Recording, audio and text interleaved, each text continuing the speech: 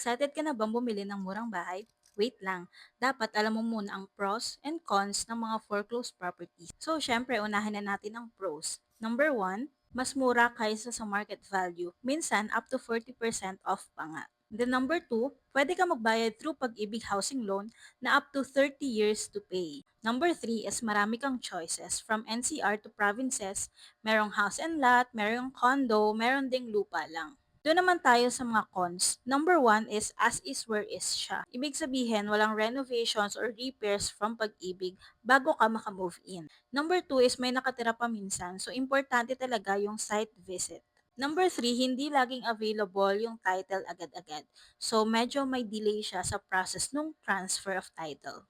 Kaya bago ka pumirma, make sure na nakita mo yung actual condition ng property or nung bahay and ready ka sa extra gastos for repairs. Bibili ka na ba o gusto mo munang mag-research? Type ready sa comment section kung ready ka na bumili or more info kung magre-research ka pa muna.